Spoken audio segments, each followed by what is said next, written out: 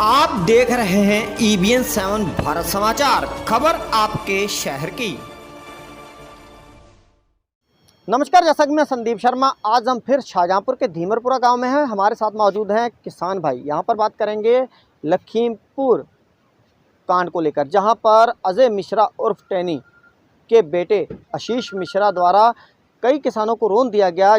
सरकार ने उनका मूल्य 45 से 50 लाख के करीब डाल दिया गया।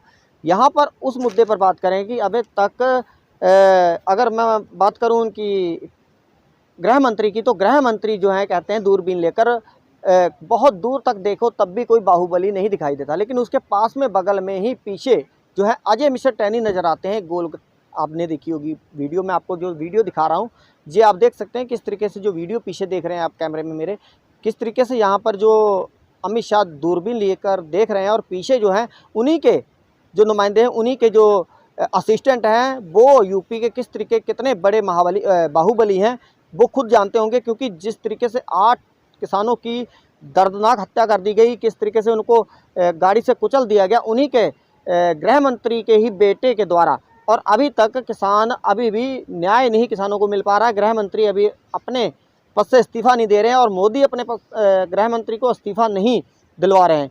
तो ये सबसे बड़ी बात है। यहाँ पर बात करते हैं इसी मुद्दे को लेकर कि किस तरीके से अमित शाह की वीडियो आपने देखी होगी। अमित शाह की वीडियो जो चल रही थी उसमें कहा मैं दूर दूर देखता हूँ कोई बाहुबली नज़र नहीं आता, तो पीछे उनके बाहुबली खड़े दिखाई देते हैं, जिसमें अजय मिश्रा टैनी है जो 120 के मुलजिम भी है।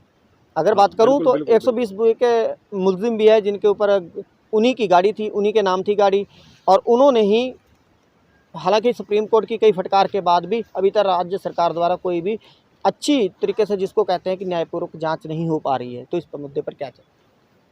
देखिए, लखीमपुर खीरी जो कांड जहाँ पे हुआ, ये कभी भी भूला जा नहीं जाएगा। इस आंदोलन का वो सबसे मुझे लग रहा है खास पन्ना बन जाएगा, जहाँ ये हिस्ट्री क्रिएट होगी, लिखी जाएगी। लखीमपुर खीरी के किसानों को रौंदा गया, वो किसने रौंदा? वो भी गृह मंत्रालय के बेटे ने रौंदा। बिल्कुल, ये हिस्ट्री तो बिल्कुल क्रिएट होगी, लिखी जाएगी। और दूसरी बात, 700 किसान हमारे शहीद हुए। प्रधानमंत्री जी ने आज जब रिपील किया है बिल, तब उन्होंने ये भी नहीं कहा कि हम क्षमा चाहते हैं उन परिवारों में जो जहाँ शहादतें होगी, जिनकी हमारी वजह से मतलब वो अपने परिवार को नहीं मिल पाए, अपने बच्चों को नहीं मिल पाए। तो मुझे लग रहा है कि लखीमपुर खीरी जो कांड हुआ था, और एक कांड टिकरी बॉर्डर पे हुआ था जहाँ बीजेपी का होगा या किसी का, अभी ये तो शोर बीजेपी को, मैं तो मानता हूँ कि ये बीजेपी शोर है। आगे हम जाके हमारे जितने भी बड़े नेता हैं वो इसके पीछे लगेंगे। तो जो टिकरी बॉर्डर पे हमारे माताओं को रौंदा गया था, उसको भी नहीं हम तो बोल पाएंगे। बिल्कुल, क्योंकि इन्होंने इस आंदोलन को खदेड़ने के लिए बहुत षड्यंत्र रहे। कहीं किसी के हाथ कटवा दिए, कहीं गाड़ियाँ चढ़वा दी गई, कहीं माताओं पे, कि ये लोग इतने गुस्से में आ जाएं, आस पड़ोस लोगों को ये परेशान करना शुरू कर दें, या अपना अग्रेसिव हो के लोगों के साथ, या और अपनी जो सिक्योरिटी, बॉर्डर सिक्योरिटी होती है उसके साथ कुछ झगड़ा करें, तो हम इसको आंदोलन को छेड़ सकें।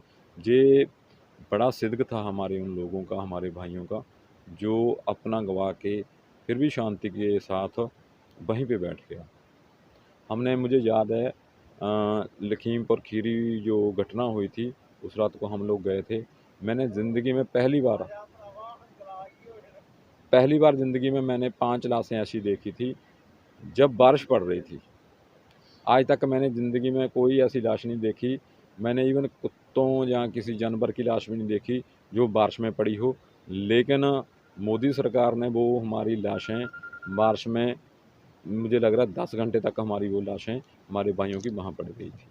वैसे सरकार के लिए शर्म की बात है कि जिस व्यक्ति द्वारा ये कितना बड़ा क्राइम किया गया हो, उस व्यक्ति को अभी भी पद से नहीं गिराया गया, पद से हटाया नहीं गया।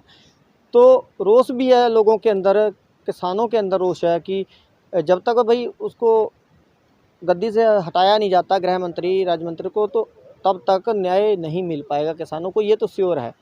नहीं, ऐसा नहीं कि आज वो एक कहते हैं कि तानाशाही सोर्सेज में हैं, लेकिन आने वाला टाइम तो पूरा देश का ही है ना, बिल्कुल। तो फिर कब तक वो उनको बचाते रहेंगे।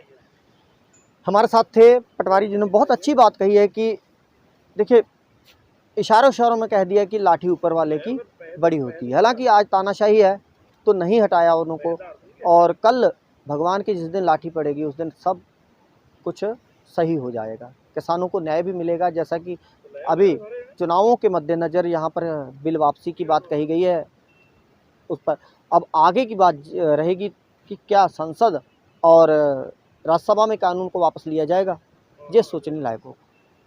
मैं टीम के साथ Sandeep Sharma, bureau report EBN 7 Shahjahan.